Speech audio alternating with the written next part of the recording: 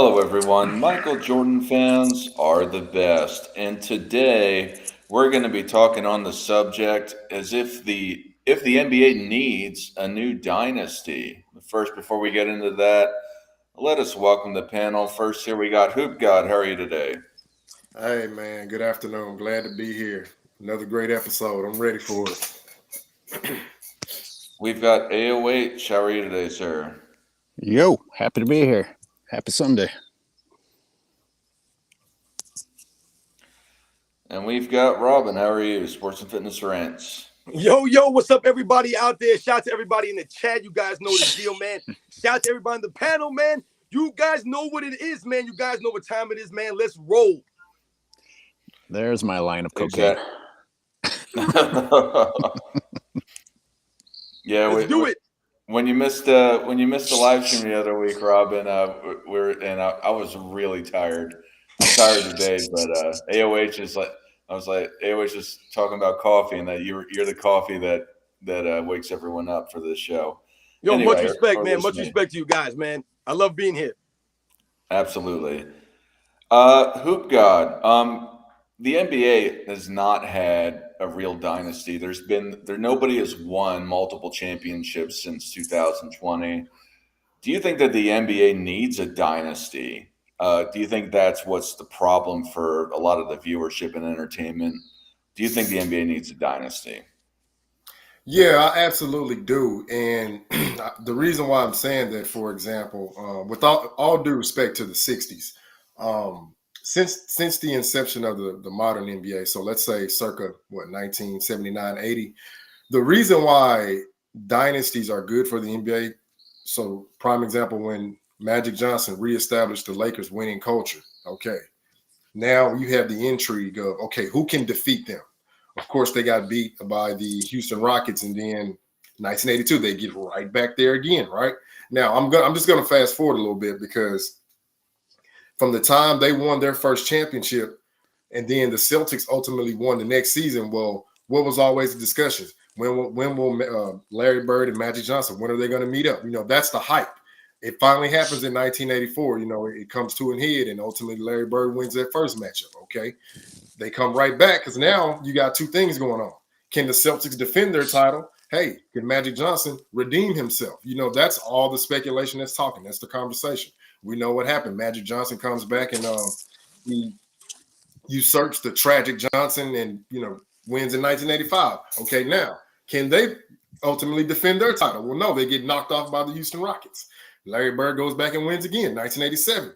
They meet up for the final time. Like each and every time Larry Bird and Magic Johnson met up, the viewers went up. Why? Because people wanted to see who's gonna take back the throne, right? Then we'll fast forward to the Detroit Pistons. So they win. The first time they win their championship. Okay, can you defend your title? Yes, they do. They go back and defend it. Now, can you three-peat? No. What happens? Michael Jordan's Bulls ultimately knocked them off. Let's move on to the Houston Rockets, another great team. They win their first championship. They come back, they repeat.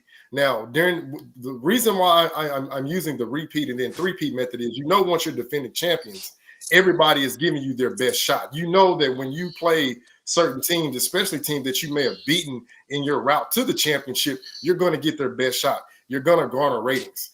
Ratings are good. That's what drives home the viewership. That's what gets everybody locked in because they want to see who can dethrone the champions. Much like the Bulls. I mean, we already know it's self-explanatory with them. They had 2 3-peats in the dynasty. Nobody could take them down. But I guarantee you, that first matchup between Orlando Magic and Michael Jordan's Bulls when he first came back from baseball, ratings were through the roof because they want to see, hey, who can ultimately take down the champs, the kings of the mountain. We move on to the modern era. The Shaq and Kobe Lakers, right? Who can take them down? When they played the Detroit Pistons, I think nobody gave them a snowball's chance. Because I know I didn't. They dethroned them. Now they're the champions. Detroit Pistons, they have the opportunity to repeat themselves. I mean, to repeat their title run, they get knocked out by the San Antonio Spurs. Another team that just gets left out the fray. But yes, I do believe sports dynasties are good because even if I go to football, couldn't stand the Patriots. But guess what? You were going to watch them. Why? You want to see them lose. I'll tell you another guy, Floyd Mayweather. I know a lot of people don't like him, love him, however you want to, categorize it. But people watch because they wanted to see him lose. Like, I think people get caught up on it being a dynasty and everybody loving them. I guarantee you nobody from Detroit was cheering for the Bulls in the 90s. They wanted to see them get defeated. So, yes, I think dynasties are good because you need to have either the hero, can he overcome odds and continue winning, or you have someone who doesn't like him and they see him as the villain who can take down this villain that's at the top, So to sum it up, yes, I think 90s are great. I don't know if we're going to have a 90s in this 2020s.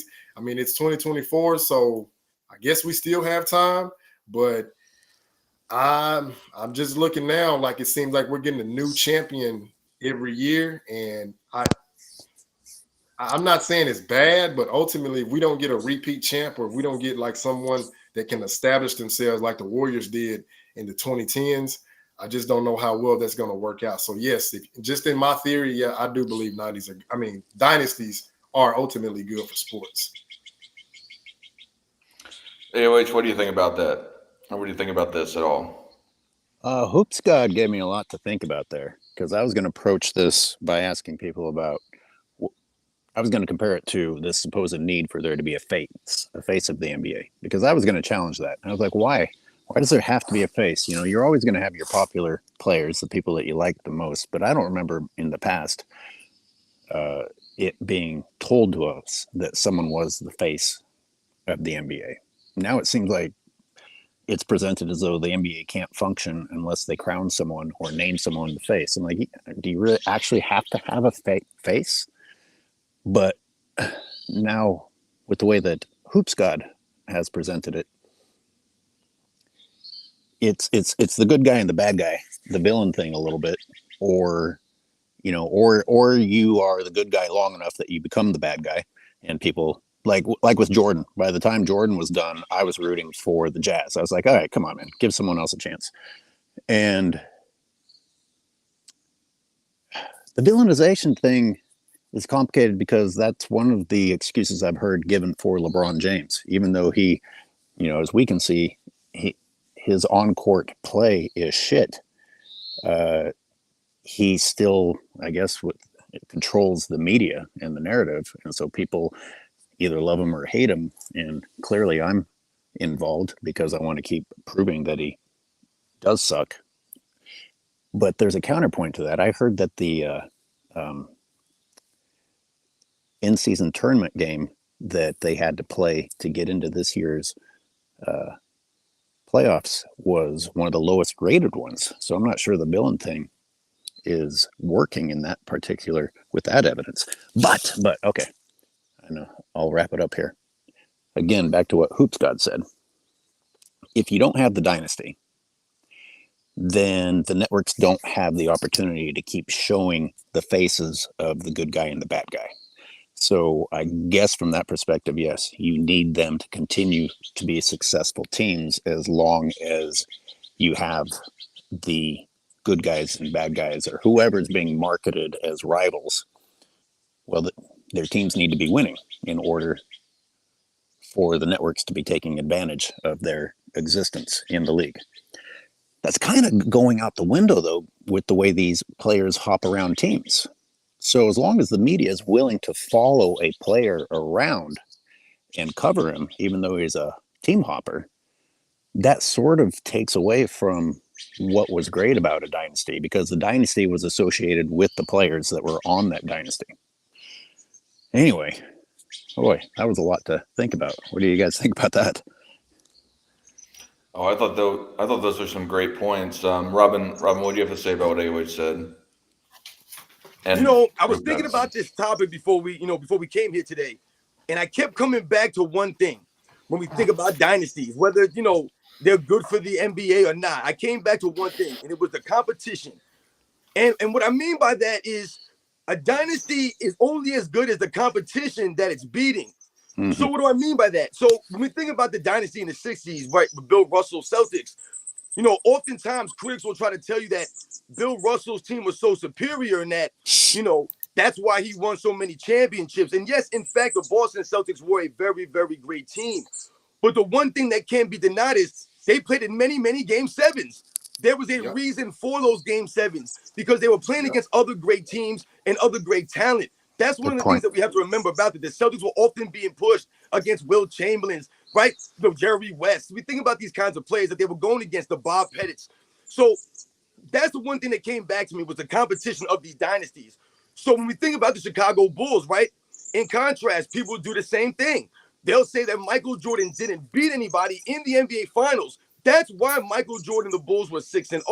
But in fact, those of us that were there, like myself, who grew up watching this stuff, what do we always remember?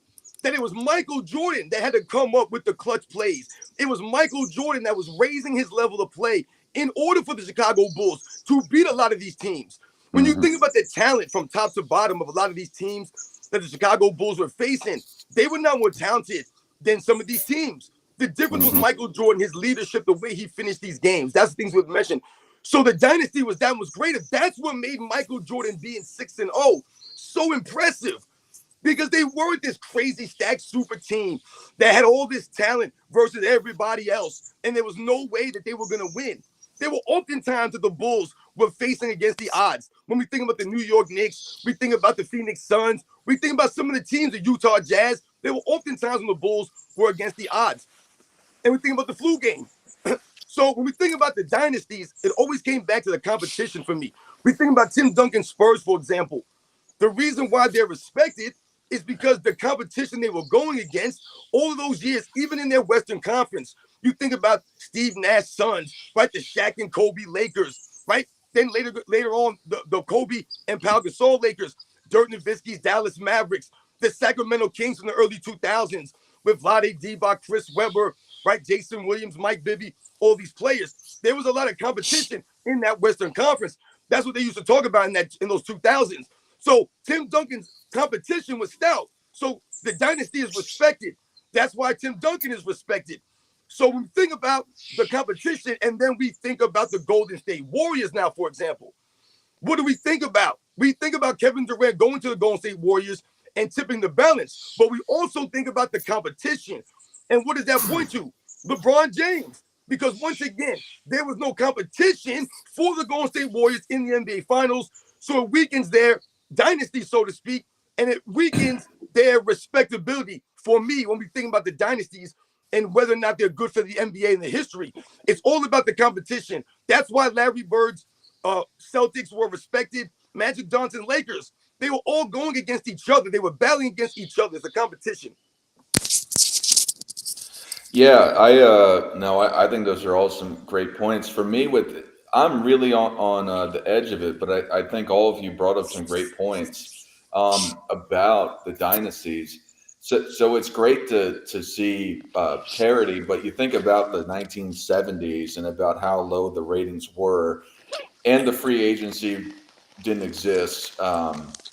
Oscar Robertson got it together, at least the immediate beginnings of it. The point of it is that those ratings were in the garbage, and in the later part of the 70s, you had the ABA merging, and you had a plethora of talent there. The point of what I'm getting at is that it seems that the ratings of the 70s and the ratings of the 2020s, they're not doing as good as maybe of times in the past versus the other decades or other eras.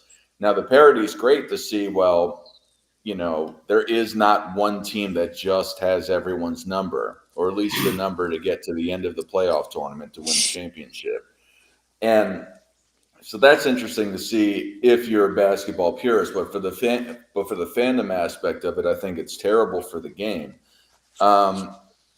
But I think to what AOH was saying with the face of the league is that people just follow, or a face, especially in the social media era, is that they'll follow one or whoever they like, or whoever they want to push, the LeBron James of the world or whoever. And I think that affects kind of what Robin was saying is the competition, because a lot of these teams they develop these super teams, or they try to assemble them to become a super team, and then they quit on them in a year or two. Mm-hmm. So I think that affects. I think that creates the I don't want to say illusion, but I think it stimulates the parity in the league because teams aren't growing to be able to be consistent with these superstar players. The KDs, especially KD, LeBron had moved around a few times. He's been in LA a couple of years, but they still have or have had a lot of talent on that team at times. So yeah, does the NBA? I think the NBA would be better in itself with dynasties because, for one, you'd be able to root for a team in itself instead of a player, because I think that's just what it's all come down to at this point lately is let's root for LeBron James no matter where he goes, or Kevin Durant. They don't particularly care about the Cleveland or Miami or LA. They just say it's LeBron, and then that affects the entire chemistry of the league, not just with him, but with all the people that jump around the teams. With that said, because that's my perspective of it. Hoop God, can you see a dynasty emerging with some of these teams that are coming out in the next couple of years? Can you see one that you would put your finger on to say that this team is going to be a dynasty? I want to look at it from the half glass full. So I want to be optimistic and say yes. But when you ask me a particular team, possibly Wemby, seeing that they put the right pieces around him. And the reason I'm going to say that is you need three things, especially for a dynasty. You have to have continuity, you have to have cohesion, and you have to have chemistry. And when you look back at all the dynasties, and shout out to Sports and Fitness Rants because he made me think about something. With those 60 Celtics, they embodied all of those in addition to camaraderie. You guys got to like each other. And there's not no fake like. It's not no, you genuinely have to like the guy that's next to you, if I'm going to take a military term, because when you're in that line of fire, when the SHIT hits the fan, it's the guy to your left and to your right. That's all that matters. You know, the guys that are beside you when you're in that foxhole. And when you look at that, because I was actually watching the Bill Russell's his docu-series of Friday night, had Basketball Jones. Hey, y'all don't judge me. And I'm looking at it like, yo, those guys generally liked each other. In the midst of all the other stuff going on, civil rights, racing, blah, blah, blah, blah, those guys liked each other. And you saw it because they would lift their brother up. Hey, they would cheer him on if they made a good play. All that stuff matters, and you have to have that. And with this era that we're in now, like you said, with the team hopping and the guys jumping from team to team, it's like they're trying to they're not just cut one step, they're trying to overskip a multitude of steps. Because when you ultimately leave one situation and go join up with another guy, you're not building that chemistry, you're not building that cohesion, you're not building the continuity. It's like you're trying to skip all of that. And you cannot do that. There's steps you have to take to get there, just like with the Shaq and Kobe thing. Kobe had to work his way up to get to Shaq's level and ultimately surpass Eddie Jones and Nick Van Exel because they were in his way. And we saw what those results yielded. Just like with the Chicago Bulls. Everybody wants to bring up Scottie Pippen, and Scottie Pippen is an all-time great. Give him his just due. But please stop talking about Scottie Pippen like he's Kawhi Leonard, because Scottie Pippen has never had one NBA final series remotely close to what Kawhi Leonard did in 2019 or 2014 when he thoroughly embarrassed somebody else who's supposed to be the greatest player in this era. No, you have to take all those steps. You have to, go through that adversity and come back stronger. And right now, at first I was going to put the Nuggets up there, but just seeing how they got obliterated by the Timberwolves, it kind of made me like, all right, maybe I need to, let them get back there first and then maybe have this conversation. I thought that the Bucks could have a chance to do it, but then Giannis started showing me another side of his character that I don't particularly like too much. I don't know. Maybe he's just going through some things. Who knows? Right now, looking at it from an optimistical, like just being optimistic about it. I want to say the Spurs put the right requisite pieces around Wemby. He can establish a dynasty, because I understand that that's kind of like the new face that they're building up to. Like I'm seeing the little commercials and all that. I'm like, okay, so this is the guy they want to transition us to get away from, it's just basketball at the end of the day. Because I'm sorry, that's a bad look for sports in any sporting event. Baseball, football, no, you can't have any guy. You cannot have a guy talking like that. I want to say Curry would have been the face of the dynasty in 2022. But if he doesn't get another one, which I don't see them doing, I won't put him in that category. So I'm just gonna go out on a limb and say yes. I think the San Antonio Spurs coaching staff can put the right pieces around Wemby, and let's say around that 4th, 5th year, we could see him dominate. And I'm talking about dominating like Bill Russell on defense and like I would say a lesser version of Shaq on offense. That's my take on that. Hey, wait, what do you got to say about that? Let's talk about the camaraderie that Hoops God mentioned on Russell's teams. How could today's players ever accomplish that? Because they're too busy worrying about getting a max contract and going anywhere as long as they get their max money. And any of you guys who've been on teams, if you've been in an organization, I'm sure you experienced this in the military. When you go through shit together, even if you didn't like each other at first, you experienced something that bonded you anyway. So these teams that went through things together and made it out the other side, of course you're going to end up liking each other better because you can relate to something that you all went through together. And with the player entitlement, you get less and less and less of that. Now, with that in mind, I also want to talk about how we define a dynasty, because really what I think you guys were talking about was there just being good competition. That's what's most important. The way that the NBA helps certain players out, you could have a dynasty today with poor competition being placed in front of them. The Knicks, we remember fondly the 90s because Jordan faced tough competition in the East on his way to facing the Jazz in the West. And the Jazz were a great opponent for them. But the Knicks aren't considered a dynasty because they never won it. But were they a great competitive team year after year? Did New Yorkers love them? Did people love seeing that matchup? They did. And that's what made the basketball enjoyable. So you don't have to be a dynasty to accomplish that necessarily. I guess it helps. With that in mind, I want to go back to what Robin said about the Warriors.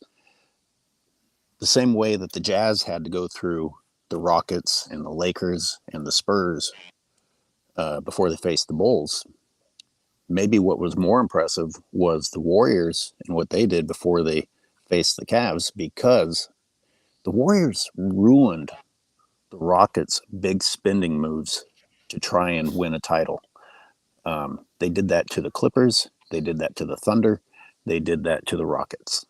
They took out some powerful teams on their way to the Cavs. And it's unfortunate that the Cavs in LeBron's era were able to reach the finals because the East was so shitty. And of course, the biggest hole in that argument is that the Cavs came back and won in 2016. And I'll never forgive the Warriors for that because it just threw off everything. It made LeBron be considered in a way that he shouldn't be.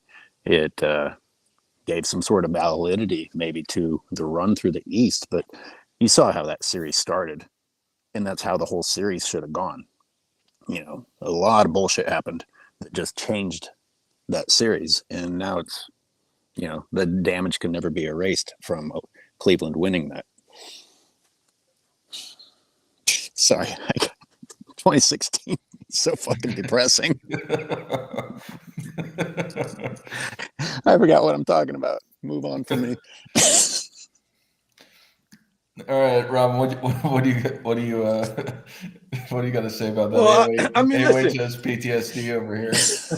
Well, let me refresh AOH a little bit about the Golden State Warriors and some of the teams that they happened to beat in that Western Conference that he mentioned. But they did beat James Harden's Rockets. And once again, it's James Harden's Rockets. I'm not impressed with James Harden's Rockets because we all know James Harden is known for being a playoff joker. And they were up 3-2, and they should have beat the Warriors in 2018. But Chris Paul went down, and James Harden folded up because he's James Harden. But no doubt about it, man, the Golden State Warriors were a great team. This not taking anything away from them, but their run was not as impressive in the Western Conference as some of the Western Conference runs by some of the great Western Conference teams, like the Karl Malone Utah Jazz, because they also, you know, like I said, beat the San Antonio Spurs with Kawhi Leonard, who went down from Zaza Pachulia, taking out his knee, and Kawhi Leonard and the Spurs were up 30 points almost against that 2017 Warriors team. And that was a big help for them beating that, you know, San Antonio Spurs team. But once again, it's not taking anything away from them and the dynasty that they were. But when we think about some of the teams that Karl Malone and John Stockton would be in, they would be in the 4 All-Star Lakers. They would be in, like I said, the 3 All-Star Houston Rockets, you know what I'm saying, with Karl Malone, with Charles Barkley, Clyde Drexler, and Hakeem Olajuwon. They'd be in all kinds of teams. They would be in Gary Payton and Sean Kemp 60 wins Sonics. They were going against David Robinson Spurs. I mean, they were going against legit competition, man. No doubt. But once again, let's think about what my man Hoop God was saying when he talked about the teams and guys moving around. We were focusing on that, the movement of the players. That goes what we're always talking about. Playing for the love of the game, playing to win, playing with that competitive fire, not playing for the money necessarily and for the fame. So these guys, like you said, they want the names. They want everybody to follow their names. But if they were playing for the winning, if they were playing for that culture, like I said, for the respect, the integrity, for that love, then they would stay together, because a lot of the teams that we played against, what happened? Or my connection. I think I was cutting you off without knowing it because I couldn't hear you. Oh, no, I was just going to say, like I said, the teams I remember, they were so stout because they stayed together for a long period of time. These teams kept their core plays together, whether they were the role players or not. It's about the core staying together. That's why these teams were so potent, because they kept their teams together, man. Like you guys mentioned, the teams now, everybody wants the money, everybody wants the fame, and they go to these teams and ain't nothing happening. When LeBron James forms a team, you think about, when we talk about these dynasties, we talk about the Golden State Warriors, we talk about these teams. The problem for LeBron James is that he weakened his own Eastern Conference by taking the best player off of another team in his own conference. He took himself off the Cavaliers. He took Chris Bosh off the Raptors. When we think about Kevin Durant leaving the Oklahoma City Thunder, that goes to what I'm talking about. That was their stiffest competition, was Kevin Durant, Russell Westbrook's Thunder. Kevin Durant leaving that team and going to the Warriors essentially weakened the competition they had there. That would be like Patrick Ewing going to the Bulls, or Dominique Wilkins going to the Bulls, or Charles Barkley going and joining Michael Jordan before he went to the Suns. That's essentially what that would have been. You're weakening your own conference to get to the finals. So that's the difference between a lot of those teams from back in the day that we talked about, because these guys are playing for the money and the fame, the easy rings. It ain't as tough as some of the other teams that stayed together, that grinded out against the same teams over and over and over again. It was Patrick Ewing, Charles Oakley, John Starks, Anthony Mason, every single season. It was Clyde Drexler, Terry Porter, Kevin Duckworth, Jerome Kersey. Every single season, these guys stay together. For the record, for anyone listening, I want to make sure people know I'm not one of those Warrior fans who think that the Warriors were the best team of all time. I do not think that. I do not think that they would have beat those 90s teams from the West that the Jazz went through. So, but so don't think that I'm one of those people. But I do think that they should have beaten the Cavs in 2016. Yeah. Even when you look beyond the stat sheets, and I tell people this all the time, the Warriors were a small team. Those 96 Bulls, the 72 wins, they were actually a big team, because you had Ron Harper 6'6", like what, a 6'10" wingspan. Then you got Michael Jordan 6'6". He's got a 6'10", 6'11" wingspan. Like, those guys could smother you in that half court and make it difficult because they could play the passing lanes, just like the Kobe and Shaq Lakers. Who's going to stop Shaquille O'Neal? Nobody. The 87 Lakers, who's going to guard Kareem? Nobody. They don't understand that those teams are not going to allow Golden State to dictate the pace of play. They're going to make it a half-court game, and they are going to make them play defense, and they are just going to out-execute them with their high basketball IQ. All these guys today think, oh, just shooting threes. That's not basketball. That's 2K basketball. That's not actual winning basketball. So I tell them this all the time. Steve Kerr's on record of saying, we're not going to beat the 72-10 Bulls. When you got 4 guys, 1 through 4, who can switch off on everything and can move horizontally, can cut off your passing lanes, they are going to make it difficult. Like, I had to get this one guy to understand. If the Boston Celtics can hold KD to 38% shooting when he played for Brooklyn, Imagine what the Chicago Bulls are going to do to him. I said, I'm not going to say any percentage. Just take those defenders and replace them with Ron Harper, Pippen, Jordan, and Rodman.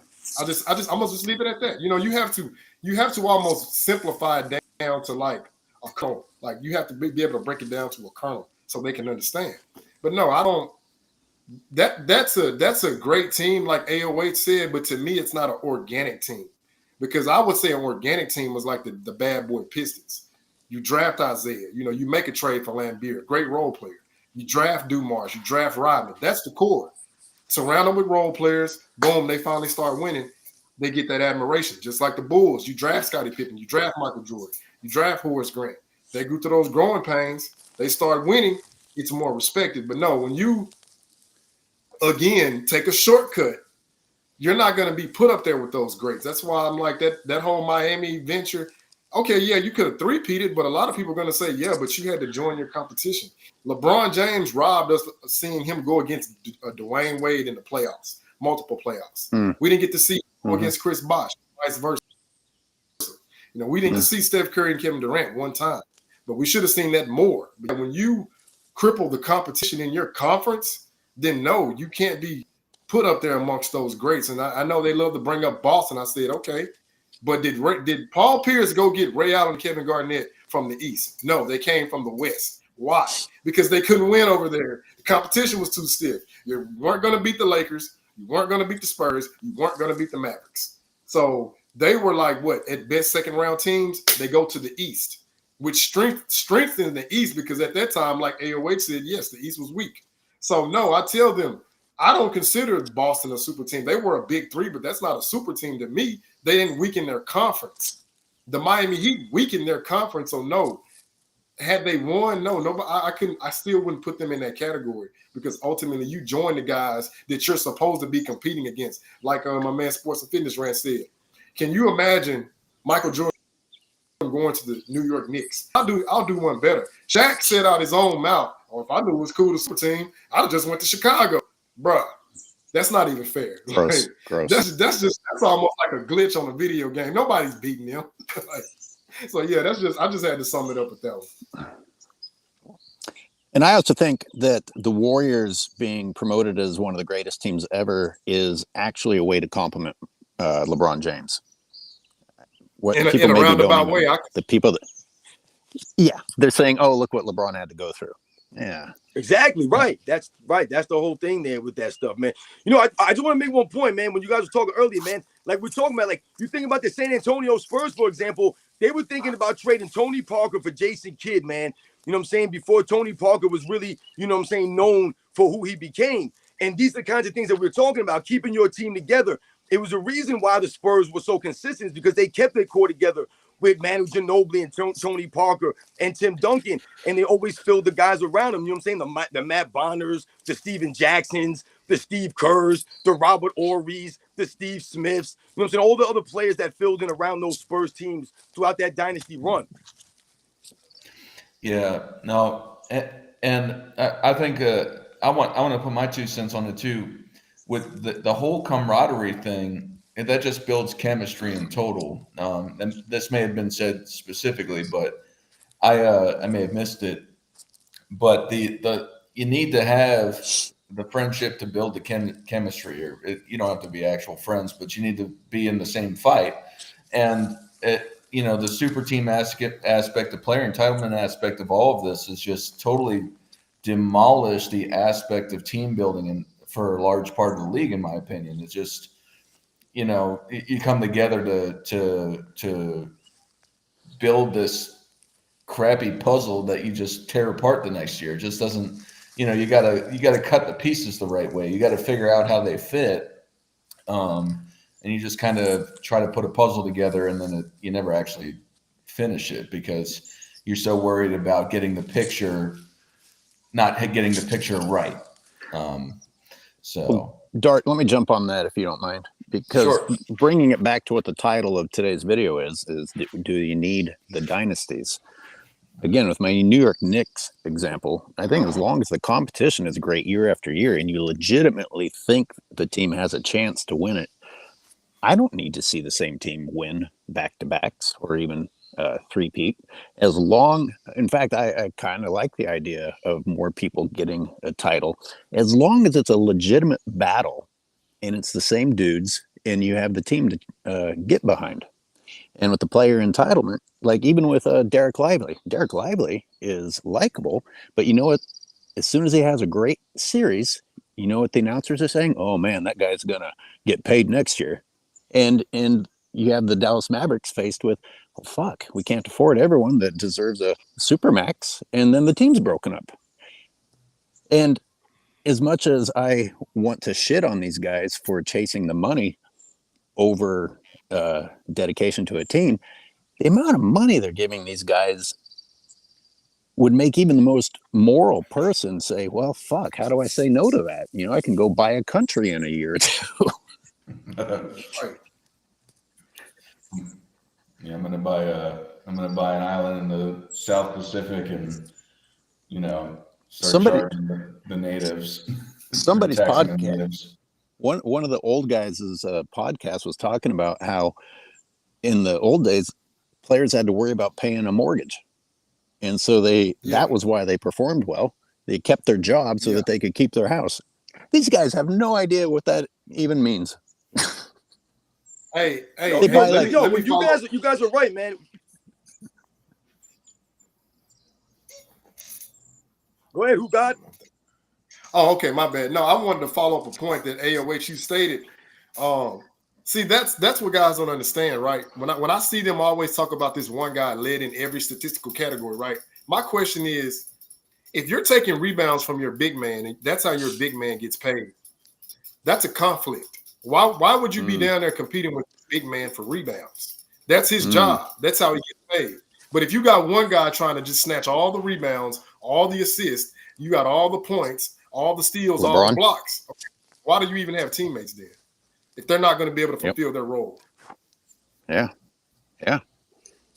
He single-handedly won the 2016 NBA Finals. No, never mind. What were you saying there, Witch? Nothing. I was just agreeing. Oh. Yeah. I lost what I was going to say. I wanted to say something about what we were saying before. You guys were saying before, man. Like, but when we're talking about the dynasties, like AOH mentioned something about, like, how do we define a dynasty? Like, you know what I'm saying? That's a very good question, because that's really what it comes down to when we talk about, quote unquote, a dynasty. But like you said, it goes to the competition, because this is what we're talking about, man. Like, when we talk about Michael Jordan, man, and we talk about some of the great players, what do we often talk about? Why are they great? Because they made great plays in great moments. So that's what I'm talking about with the competition into becoming a dynasty. These teams were not just beating teams that were not good. They had to make plays. Magic Johnson had to hit the baby hook with Kareem Abdul-Jabbar out in that game in 1980 as a rookie. He had to make that play. When people talk about Michael Jordan, the competition that he didn't have, there was, how many plays do we talk about with Michael Jordan in the NBA Finals that he had to make for the Bulls to win those championships? He had to get the steal on Karl Malone in Game 6, and he had to hit that shot. He had to do these kinds of things for the Bulls to be successful. He had averaged 41 points a game in an NBA Finals. These are the things he had to do for the Bulls to win. That goes to the competition he was going against. That goes to these great players on these great teams. They're dynasties because those players made great plays in big moments. We think about Tim Duncan's falling down fadeaway bank shot against Shaquille O'Neal. And then right after that, you had Derek Fisher hit that shot falling out with like 0.6 seconds left. Players made great plays on these teams for them to be dynasties, man. That's what goes to the competition. Think about how that sequence went. That's competition right there. You think about the Sacramento Kings going against the Lakers and Robert Horry getting the kick out deflection from Vlade Divac and hitting the bank shot for the Lakers to win that game. These are the moments that these players make in these games, which has helped them to become dynasties. But it was because of the competition they were going against that they had to make those plays. That's what we talk about when we talk about the Golden State Warriors in the finals. When you think about, like you mentioned, LeBron James not living up to the hype, not presenting that challenge for Kevin Durant, ducking the screens, having Richard Jefferson guard him, and Jeff Green and Iman Shumpert. This was what we're talking about. Not presenting a challenge, beating them 4 games to 1, 4 games to nothing, just getting them right out of there, man. So once again, those players came through in big moments for those dynasties.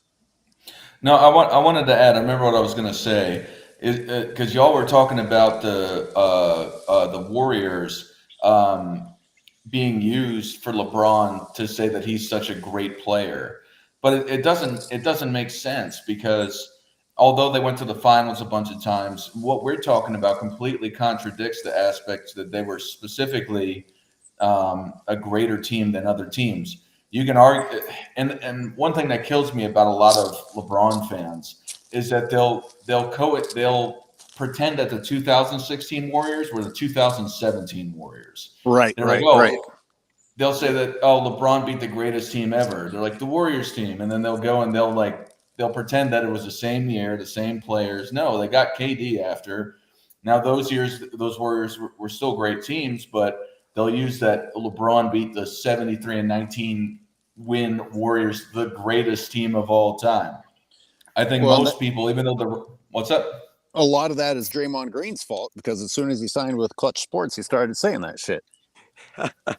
No, he did.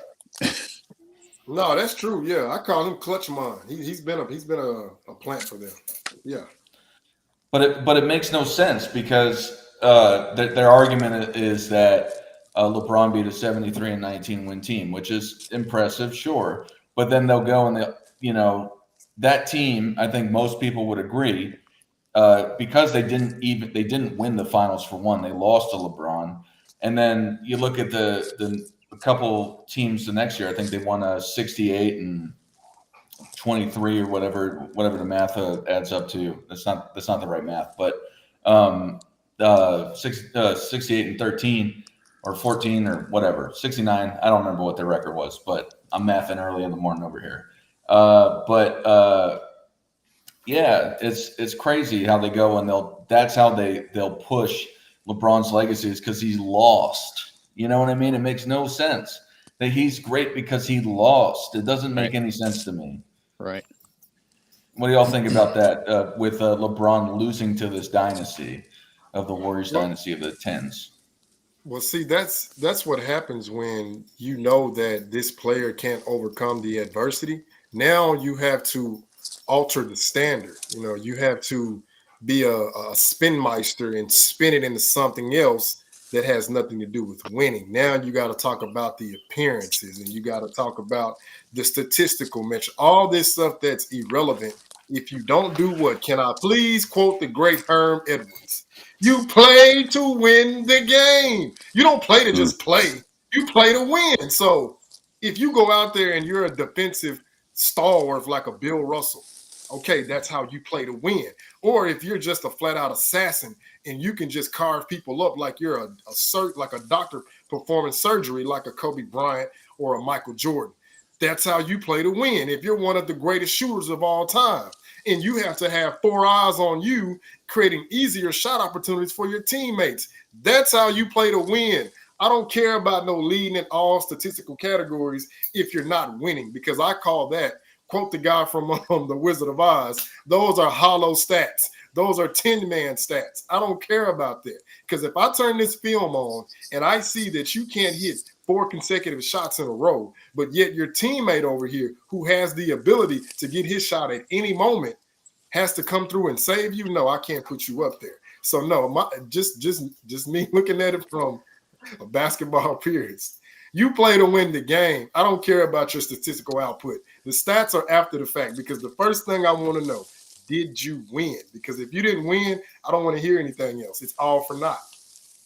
Come on, man. It's just basketball. At the end of the day, it's just basketball. Yeah. I cannot get that quote out of my head.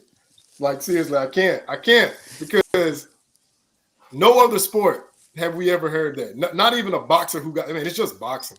I can't imagine any of the all-time greats losing. Like, let's look at, just to digress for a moment. If Sugar Ray Leonard said that about Roberto Duran, do you see how tarnished his legacy would be? But,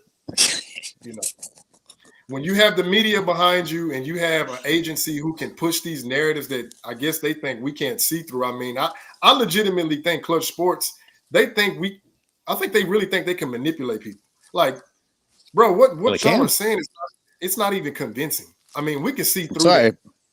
Look at LeBron fans, though. They clearly can be manipulated.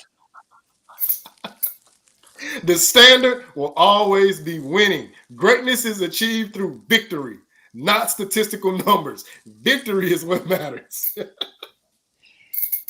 Hey, it's too bad that Nick isn't on here because I was going to throw his boy a compliment. You know, I wasn't a big Luka guy, but you watch these playoffs and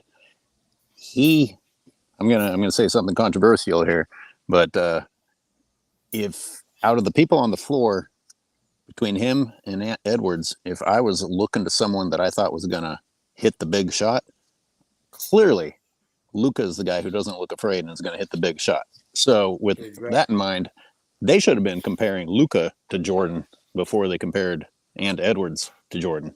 And no, I'm not saying that they're the same or they play the same, but their lack of fear and willingness to hit it when it matters, way different than Ant. Yeah, Ant passed up. Didn't Ant pass up the game winner in one of those games? Game-winning shot. He passed it to somebody repeatedly. Yeah. I got a question. Do you guys recall the silver medalists and the bronze medalist winners when we watched the Olympic Games? I'm just, the reason why I'm asking that question is I don't believe you win a silver medal. I don't believe you win a bronze medal. You receive that because whoever gets the gold, they won that. So I look at it just from that perspective. I was watching the Redeem team. You don't even want to get that medal. You know why? Because somebody else is getting the gold. That's the top prize. So in 2008, when they won that gold, right? That's a different feeling because you know you took everybody's best shot and you won, and that culture was established by Kobe Bryant. Before that, they had no leader, they had no alpha that could set a precedent. And when you bring back that gold, it's just a whole different feeling because you know your hard work paid off. But when you get that silver and you get that bronze received, you don't want that. You don't want that because second place is what? The first loser. And third place is the second loser. So I'm just like, at the end of the day, I don't care how many narratives you try to spin. I don't care how many the alterings of the standard. No, at the end of the day, the benchmark, Tom Brady, Patrick Mahomes, Joe Montana, you play to win the game. We don't care about no numbers. Do y'all think that obviously the Mavericks haven't won yet? And the Celtics have been going to the conference finals year after year after year. Do you think either of those teams could cement themselves as a dynasty moving forward? Who got it? I think Boston's window's closing. I don't see them because even hypothetically they win, the East is going to revamp, and I just do not see them being that Celtics version of the 80s. Even though they didn't repeat, they went to multiple finals. And the West, it's like AOH said, they're giving these guys contracts where they can go over there and purchase another country.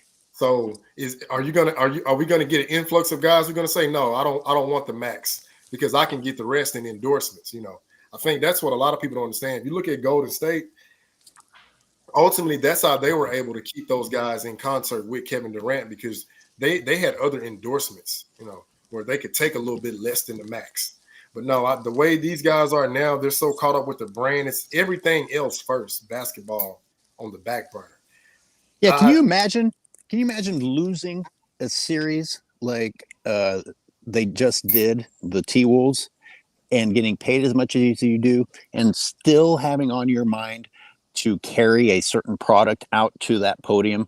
You just got beaten, dude. You're going home, but you're still thinking about a little bit more money from a sponsorship. So you set a drink down in front of you to be asked about losing. Yeah. And it's like that point you made about Derek Lively. Like, why are the commentators saying, oh, they're going to have to pay this guy next year? Like, why? Like, I think that should be a form of tampering. Because Like, he did you his shouldn't job. be speaking. Right. Like, you shouldn't be speaking on this guy's financial or contract situation coming up. Like, no, that should have nothing to do with his game on the floor. See, I don't like that, because now it's like, what are you doing? You're planting a seed that doesn't need to be planted. And then you're watering a seed that doesn't need to be watered. Like, I don't really like that, because why would you put that out there for him to hear it or for it to get back? Because you know he has an agent. Hey, did you hear what Kevin Harlan said about you? Like, yeah, man, they're not going to be able, like, why? I don't like. I'm totally against that. I'm totally against that. Anyways, can you see the Mavs or the Celtics becoming a dynasty? Not the Celtics, because I think that people are going to have fatigue of waiting for them to get there. If they don't do it this year, I think that the organization is probably going to do something drastic.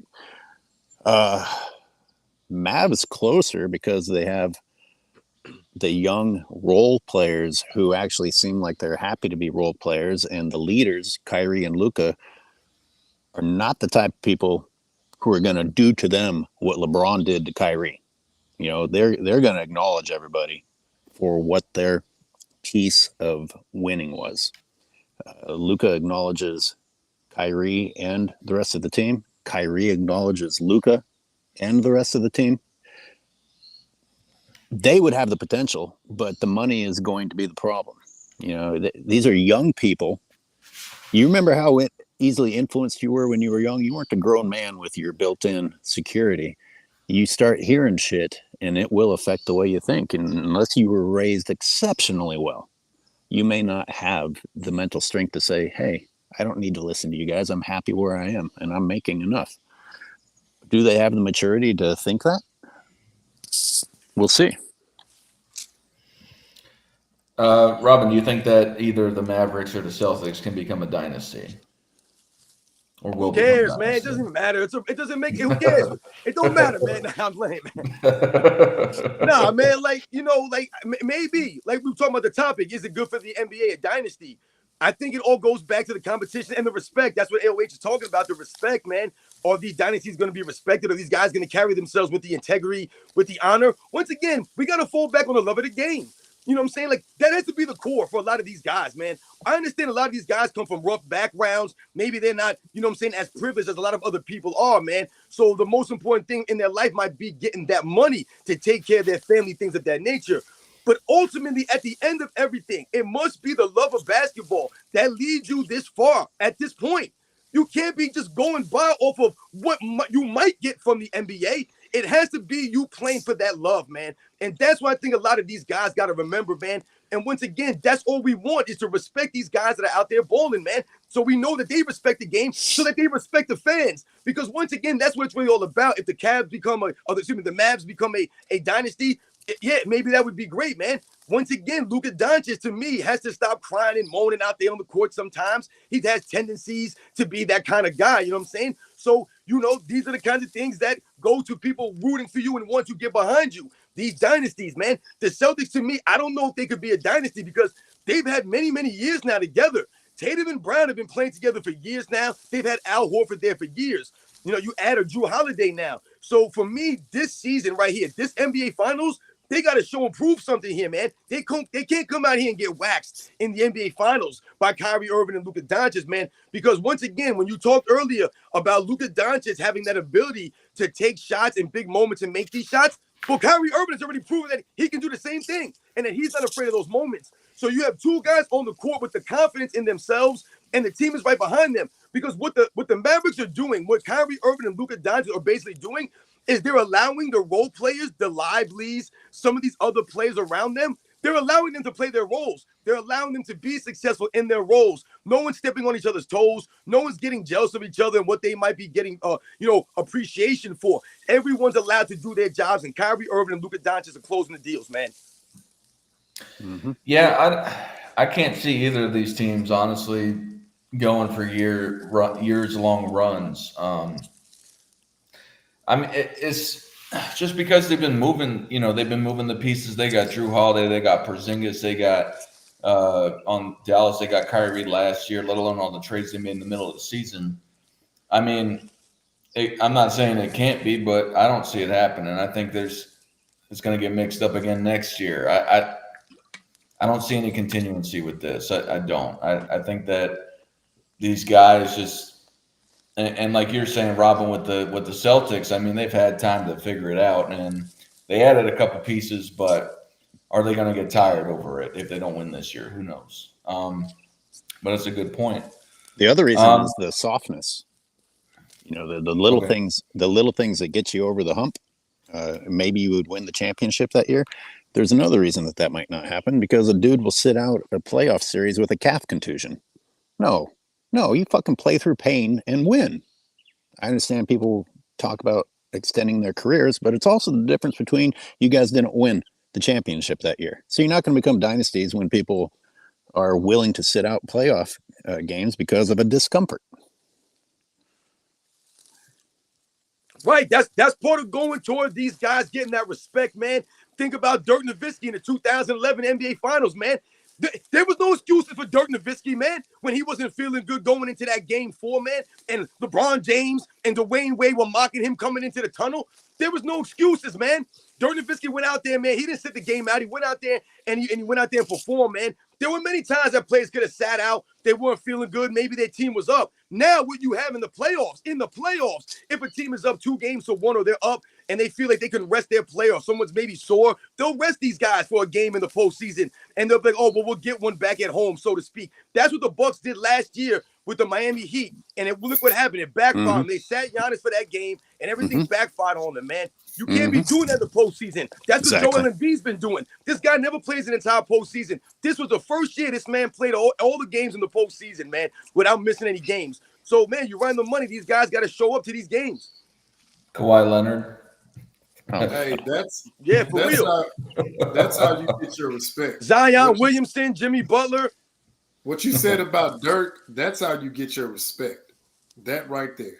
That's how you get your respect. What Dirk Nowitzki did, what Michael Jordan done, and all the other greats. Because like I told him, when you get to the playoffs, everybody's hurting. Now, when you're injured, that's a whole different ballgame. Because when you're injured, you're physically compromised. But just because you're hurting, you can still play.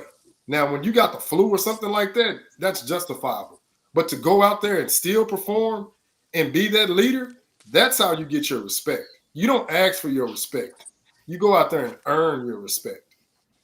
And Dirk didn't really talk about that. The reason that most of us remember it is because of the childish antics of Dwayne Wade and LeBron James making fun of him. Hey, but JJ Barea talked about it. Go watch that interview, JJ Barea. He broke it down. He was like, he said that made him so mad. He said, they asked Dirk about that in the post-game press conference.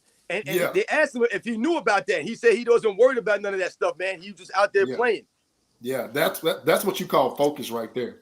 And before I forget, did you guys know that Gary Payton also had a hairline fracture in that NBA Finals in '96 that he wore the calf sleeve on?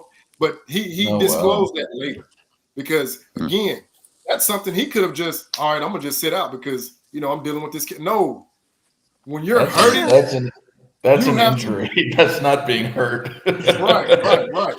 And he still went out there, because he, as Gary Payton said, you don't know when you're going to get back to this moment. So to me, those guys earned their respect. You don't ask for it; you earn it. You go out and earn your respect. Somebody in the comments said something about Joel Embiid playing with half a face and one leg. And I once again, see, y'all missing the point here. Ain't no one cramped on Joel Embiid. What I said was this was the first postseason that he played all the games. I gave him props for that. You guys hear what you want to hear. And once again, Joel Embiid's getting paid how much money? I thought we were trusting the process. How many years Joel Embiid in the NBA? How many games Joel Embiid missed? All you guys do is make excuses. That's all you're doing is making excuses. Go talk to people in the real world about making excuses. You guys talking about Joel Embiid and all these things, man. Stop it, man. This is the same Joel Embiid that said he was wrestling lions in Africa. So you're telling me playing with half a face and one leg ain't nothing for him? You guys sound crazy. And look how anxious they are. As a process fan, I completely agree that I cannot trust the process anymore. I've finally given up. What's up, AOH?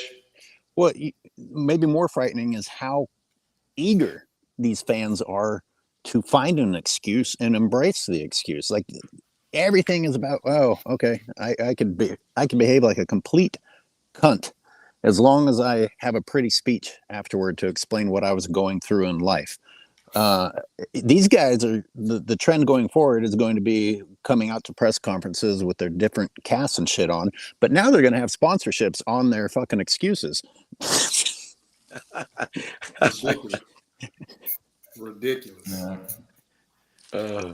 They'll never take Nikes though. Just do it.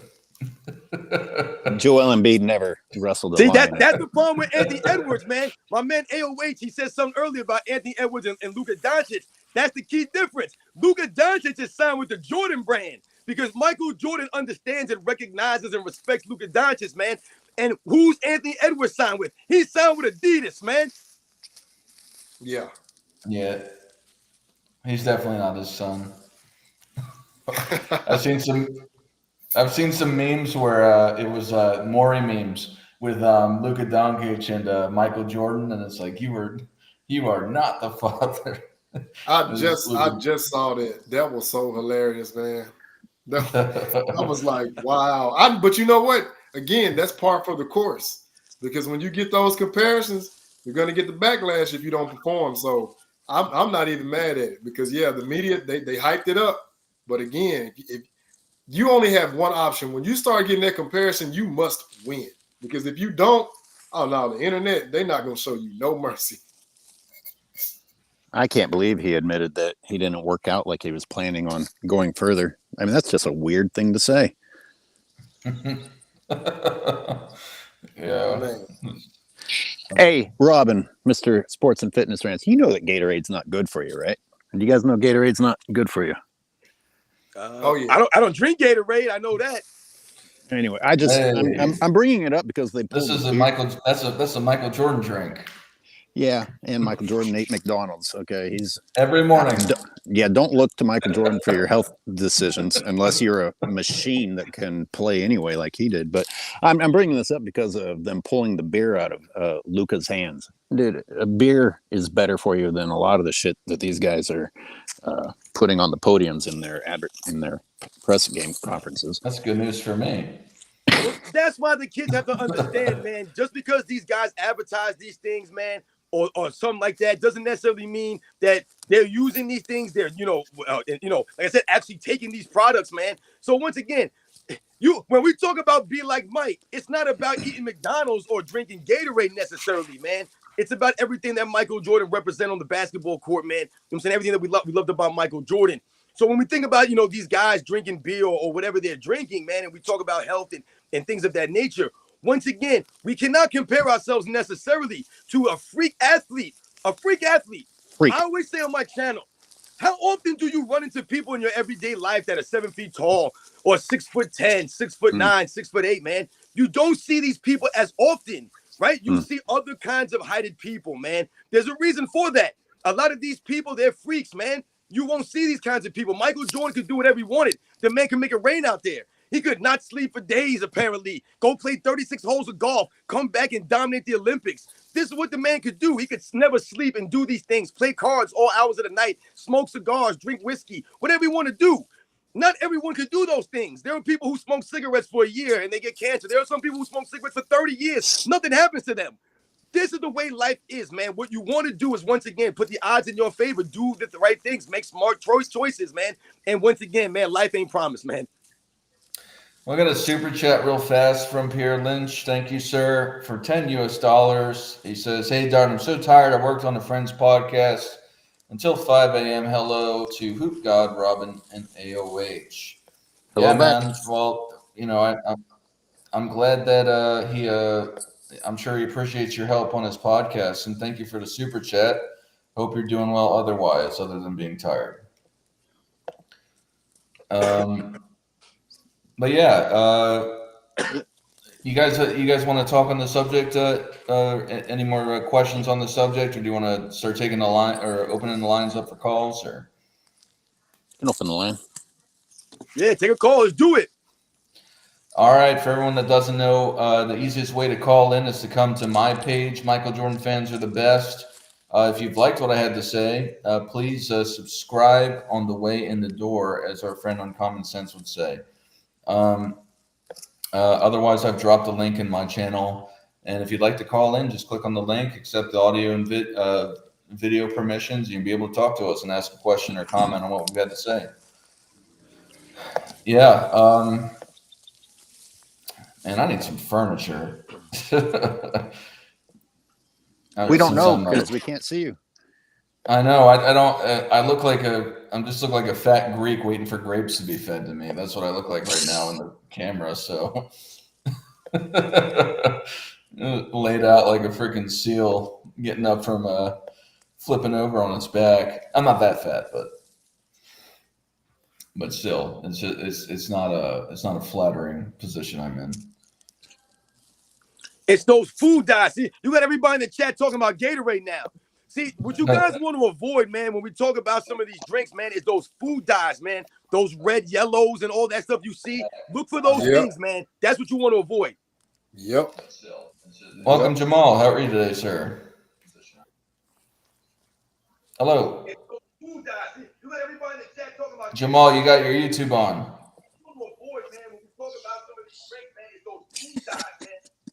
Or you hear me yelling.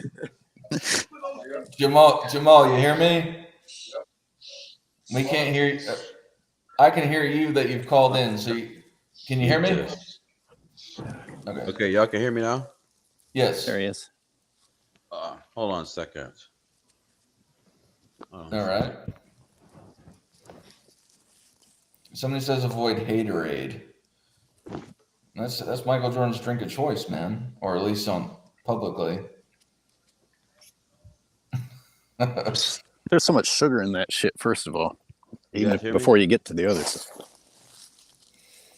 Yeah, what about all the electrolytes? What's up, Jamal? Yeah, hey, no, I was just calling into well, first of all, I just wanted to give a shout out to you guys. Big shout out to Rob, the sports and fitness rant. He's always holding it down. And to me, he's way more entertaining than him and Jordan versus LeBron. Like, it feels a lot better listening to them because it now feels like, okay, good. I'm not in the twilight zone. Because I love me some Joy Taylor, but she just irked me to no core. I mean, she is the ultimate media pick me. Like when she says things like, I'll get to the subject, but when she says things like, all titles are the same. There is no difference between the Disney title, Durant's 2017 title, and the title that Jordan got in '93 and other titles got in the hard way. I mean, that's insane. She doesn't think the salaries are too much. She thinks everything is just fine and goes along with the bigger, faster, stronger narrative. And it's like, but two not in shape white guys are running the league. I mean, I like Luka and them, but this whole notion that bigger, faster, stronger. I mean, Anthony Edwards is the greatest athlete we ever seen. SGA is the greatest athlete we ever seen. Charles Barkley could. So it's like these guys are a joke. So we don't need another dynasty, but we definitely need better storylines. And these guys jump from team to team, and that ruins storylines. And that's why the jerseys don't sell because you don't know if that guy's going to be playing for that team next year. Jamal, when you say you like Joy Taylor, you mean you like looking at her, or you think she used to say smart things? Oh, both. I mean, I love looks at her. I like her personality. She's definitely a guy's lady. But like, she just says a lot of cap, and I can tell she's speaking from the perspective of the players. Like she tends to take the player side a lot, and the players, I get the feeling she knows that the older fans are really coming down on how the league does things and stuff like that. So she's trying to in her own passive aggressive way, trying to legitimize it. That's what I think she's doing. She's on Speak, right? Yeah. That show. Yeah, that show. with Acho and Rick Bucher. I like Rick Bucher too, but like You gotta say it right. Slick Rick Bucher. Yeah, Slick Rick Bucher. I like him, but they do a little bit too much capping. Yeah, that show is hard to listen to sometimes. Often, actually. Yeah, so that's what I wanted to address. That that's why I watch sports and fitness rant and all that, because it gets to a point where you just get tired of hearing all this cap and some of these other channels from these LeBron fans. And what I don't like that they do is they continuously, in order to try to prove their point, they have to keep moving the goalpost, because LeBron James keeps moving the goalpost and jumping teams and you know controlling the stage, controlling the media. I mean, it's sickening, and it's kind of corrupt. Like, people say, "Oh, how come you're mad about a black man having his own agency?" It's not that I'm have a problem with the black man doing that. It's that it's about principle. You can't Yeah. have a superstar have his own agency while he's still playing. Think there's not going to be some kind of conflict of interest, and then the more people say, "I don't know what you're talking about," that makes me think everything is corrupt. Yeah. Well, and I'm Where do you glad you feel? brought that point up, because they'll pull the race card when it's convenient for them, right?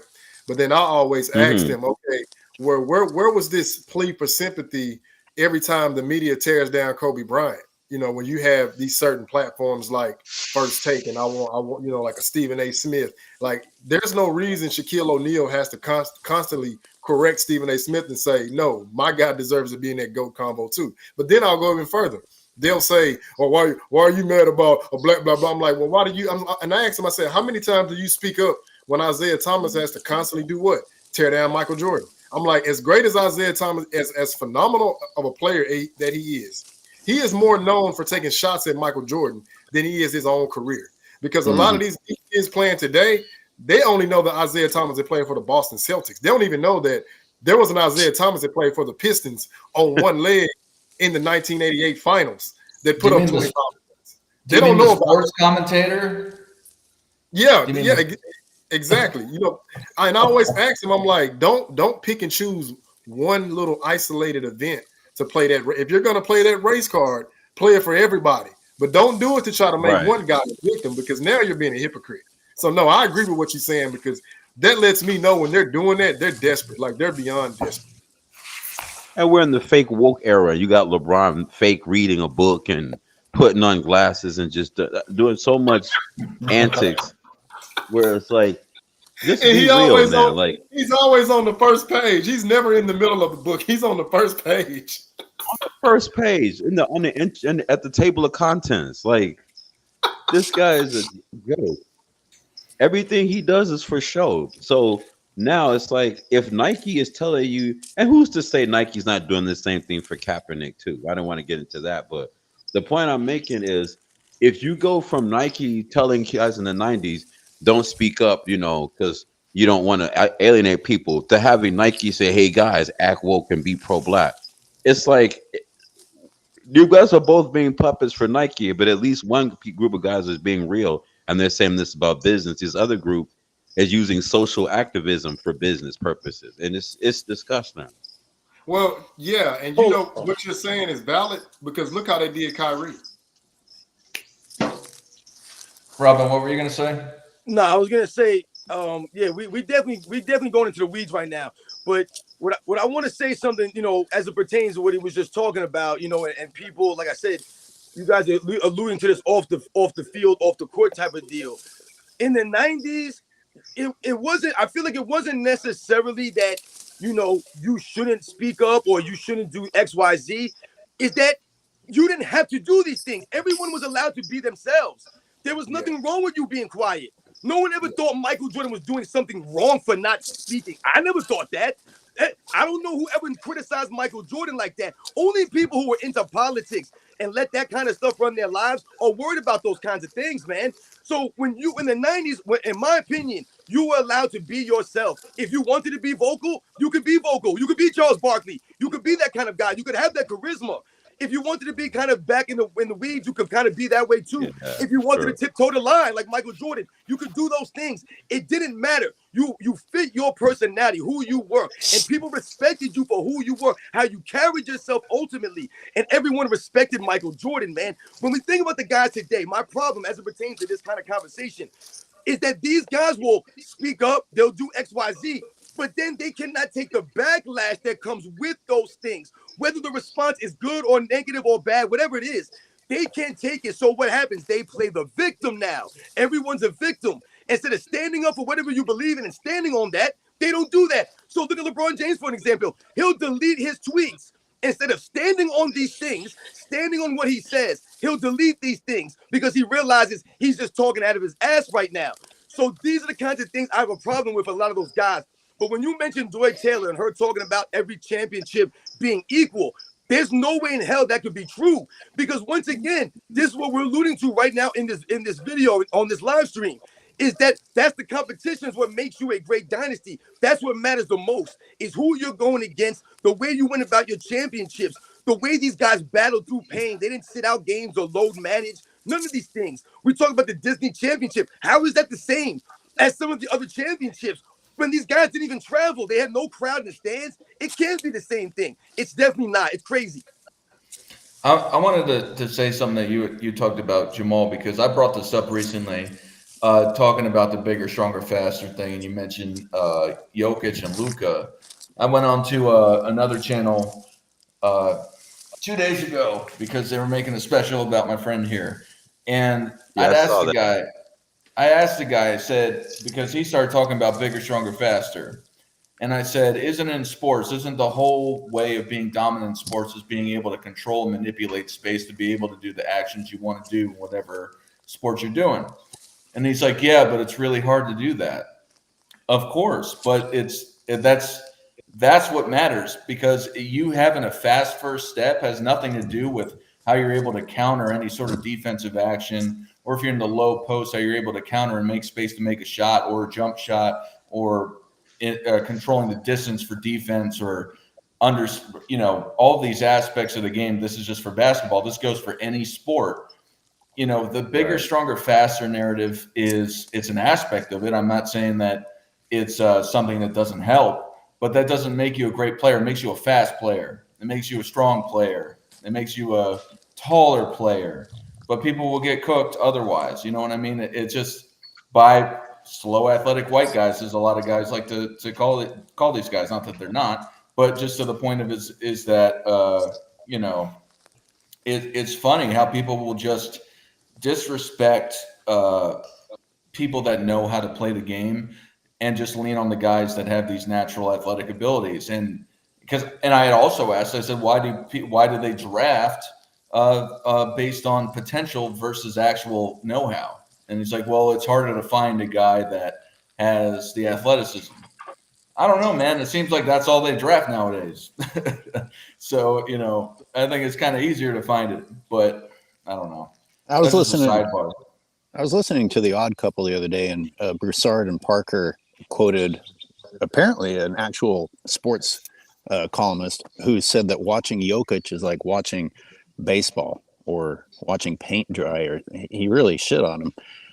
And I was just thinking, that's a shot at me, because I like watching Jokic. Maybe it's because I play down low, even though I'm not big enough to, but watching his decision making and his footwork and him figuring out how to manipulate the situation so that he can still score, I find very entertaining. And his decision making and the speed with which he passes and how he knows where someone's going to be, to where the second the ball touches his hands and he's already releasing it to the right place, that's athleticism, and I think it's fun to watch. If the only thing that you get out of basketball is seeing someone jump high or run fast, I think you're really dumbing down the game. I think it's oversimplification. Just go to a track meet then and watch the high jump or the 100 meters.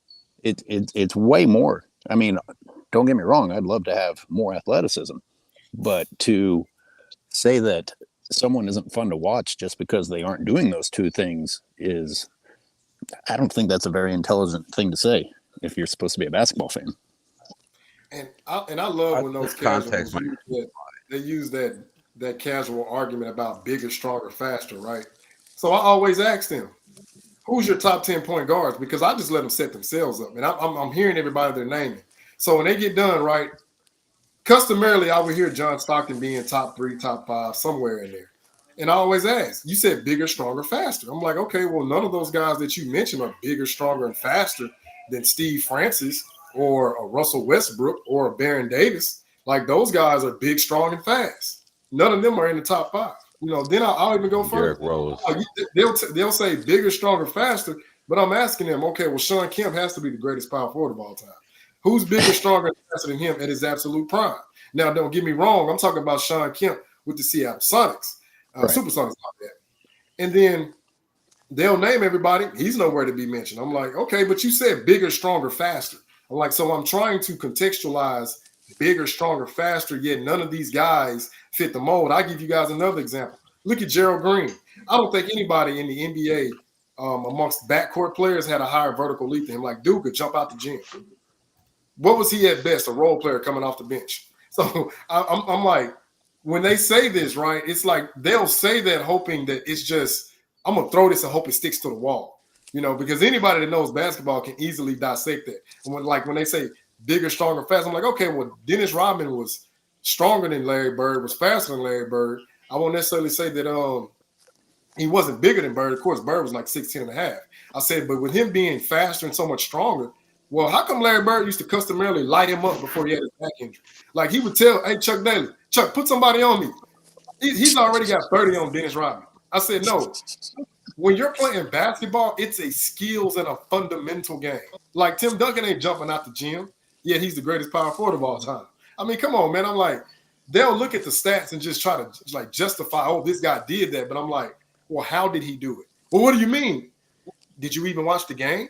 Okay, so you're giving me some stats. Yeah, you can't tell me how this guy got those stats. Just like AOH just broke down Jokic in his sequences. Like you said, those timely passes, the right decision making. Because if he'd have been a split second too early, the pass that got deflected, or a split second too late, it could have gotten, somebody could have intercepted it. No, these things matter. Like, I have to be able to see a sequence where Michael Jordan steals the ball from Karl Malone, comes down the court, knowing everybody in that Utah Jazz stadium know he's going to take that shot, and still has the mental fortitude to pull up and take the shot and win it, ultimately winning that series for the Chicago Bulls. Like, no, how did he get these stats? Because if you can't tell me how he got these stats, that's not really doing anything for me. So, yeah, that whole bigger, stronger, faster, that's another media narrative that they had to create, hoping that they could dumb down people who don't really know the game, but yet they'll try to ignore people who can actually break that down simultaneously.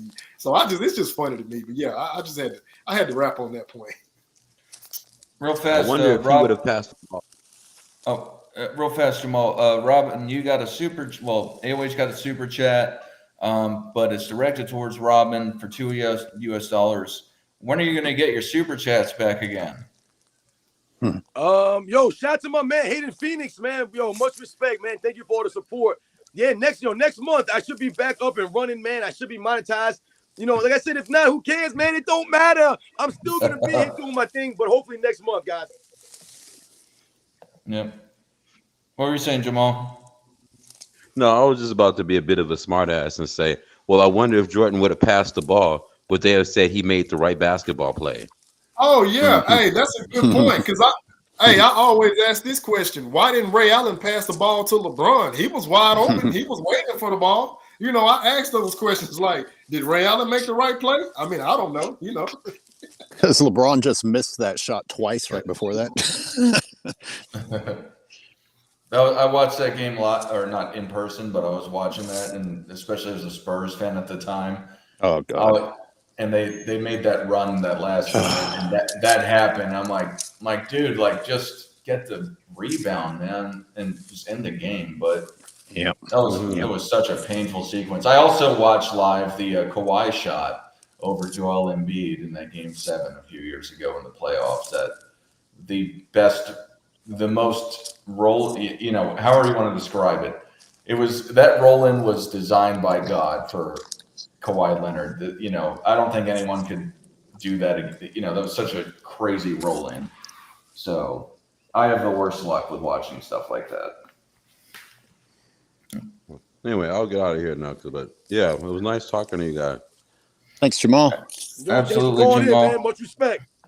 Indeed, man. Have a good one. You too. Yep. And for the people that want to go and they want to join the live stream again, if you've just come in, if you want to go and call in, the easiest way is to come to my channel and then click the link and you'll be able to call in. But yeah, man, that bigger, stronger, faster narrative kills me, man. It doesn't. I understand that. Yes, a first step matters a lot. Being able to get over people being taller than people matters. It does. But then I really don't get the and Lamont had said, oh well, you just rely on a skills coach. Well, I mean, you're What relying on coach? a skill or a development coach, a skills coach in the Yo, NBA. man, that's the problem right now. Everyone's a guru. Everyone's an expert right now. Everyone's got 5 coaches. They got 10 trainers, 3 chefs, a nutritionist. They got a guy to do massages. They got a guy to rub their feet. That's the problem with these fools. Like you say, LeBron James spends millions on his body for pennies on the game. So I don't want to hear about their coaches for skills and things of that nature. When you talk about bigger, let's think about the word bigger. What does that mean? Does that mean taller? Does that mean weight-wise bigger? Does that mean muscle-wise bigger? Because if you think about the height, this is not the tallest era in NBA's history. That was actually in the 80s was the tallest era in NBA's history. So they're not bigger, and they're definitely not more muscular. You see the guys that I was watching in the 80s and the 90s were way more muscular than these guys are, man. So those guys were obviously bigger. You talk about stronger. They're not stronger in this era. So I don't know what they're alluding to, man. Kevin, welcome, Kevin. How are you today? Yeah, I'm good. How you doing? Great. Did you have a question or comment for the panel? Question and a comment. I kind of put it in the comment section earlier, but I think one of the biggest concerns with LeBron, I mean, we all know what the issues are with him, but the media manipulation is my biggest thing. The fact where there's like this concerted effort to infiltrate the media. When I'm watching these shows, I can see all of his former teammates all over the place. Mm-hmm.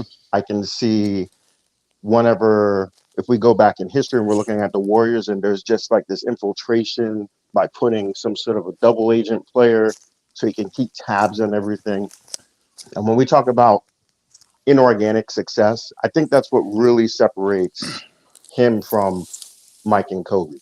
Because the differences with Mike and Kobe is they're pretty much taking what they want, rather than LeBron is trying to set up the perfect conditions for it to be exact to what he would need. And let me give you an example. Yeah. I used to look at the comparisons between Peyton Manning and Tom Brady, and I used to think, all right, they're kind of like on the same level. But then when I used to watch Peyton Manning and he's like doing his drives, he used to always do this thing where he's like trying to get the crowd to like be quiet and make sure that you can control everything.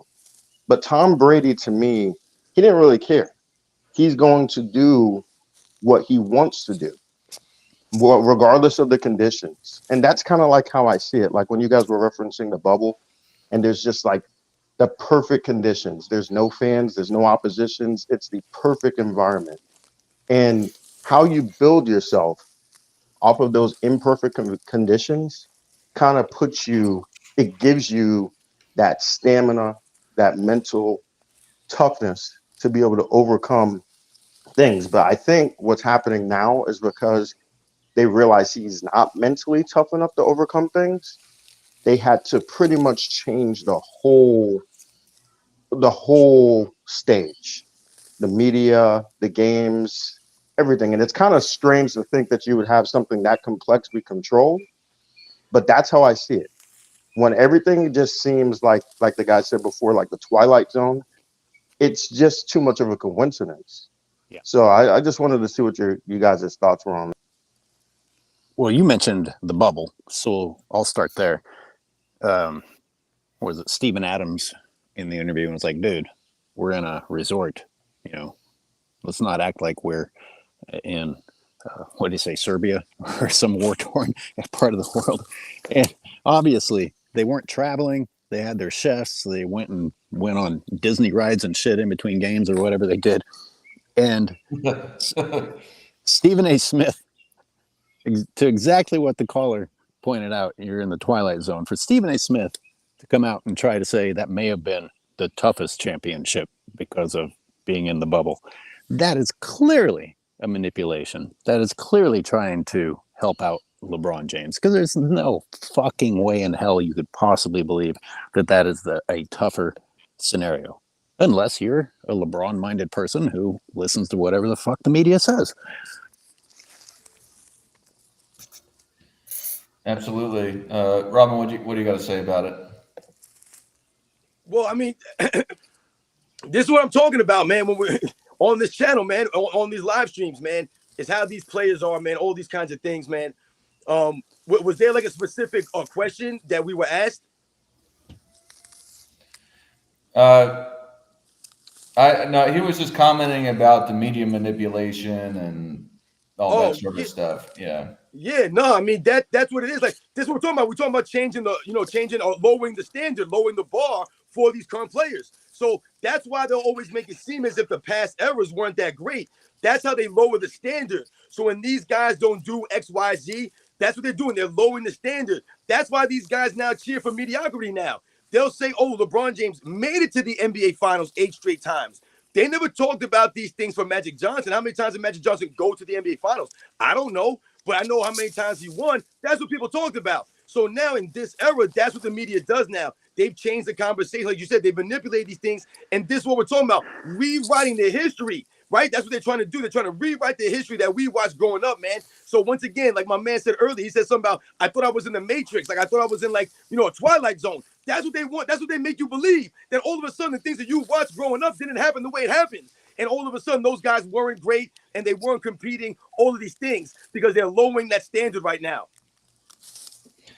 Yeah, I think I do think that the media manipulation is I think it's fairly obvious that it's, especially with the guys that they're putting on in front of the TV. Now JJ Redick has kind of come back in hindsight that he was involved with it. Sorry, no, I was looking at one of these comments. I got a little distracted. But if like JJ Redick in hindsight, now they got a podcast together, him and LeBron. You got Draymond, who's openly signed to Clutch Sports. And you got these guys that are just pushing these wild narratives to say that, like, for instance, the bubble championship is the hardest of all time. Now, for me, I differentiate from you guys that I think a title counts as a title, but it does matter in context, the differences between how you get it. Obviously, if you go and you want to talk about it, what was a harder road to the finals, you can make a judgment on that. I don't count it as like a 3.5. I still count it as a full title. But I do think it's a wild thing to say that it was the hardest. If anything, it was the easiest, because you're sitting in a Disney resort, as said.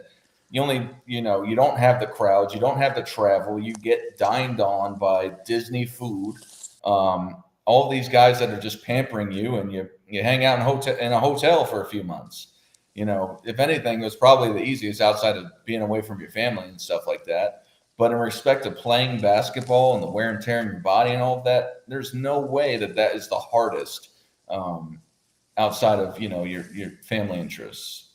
They got to stop acting like these are family men and it's hurting them to be away. Sorry, no. That's a fantasy world. They're never around their family in the first place. They're traveling the country for 9 months, right? If they're lucky, to get to the finals. But yeah, absolutely. Like and let's what do you think. I'm sorry. Yeah. One more way that is easier is if you compare it to a LeBron type of person who does better when there's less pressure. Like if his team is up big, LeBron starts making more shots. Or if the game doesn't matter anymore, LeBron will make more shots. So in the bubble, without having a crowd there, that helps a LeBron James. Whereas with a Michael Jordan, that might hurt him a little bit because he actually thrives in that sort of an environment. But Michael Jordan would have done it anyway. He'll find a way to motivate himself. He'll pretend that one of the digital faces in the audience was talking shit or something. he'll get it done.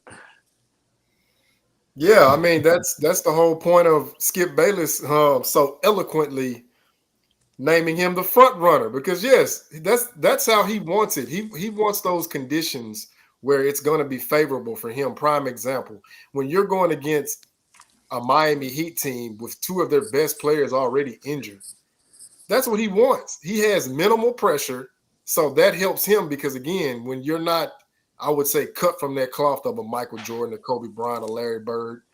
Yeah, now you feel great. You can go out there and play like you want to and do whatever. Yeah, but when you're going up against a San Antonio Spurs who have the scouting report on you and can stop you from scoring where you are most efficient, then we ultimately see what happens. I mean, he shrinks. I mean, it's just like, you wash a shirt and just go put it out in the sun. I mean, yeah, it starts out at an extra large and it shrinks down to like a medium, So no, that's just who he is in essence.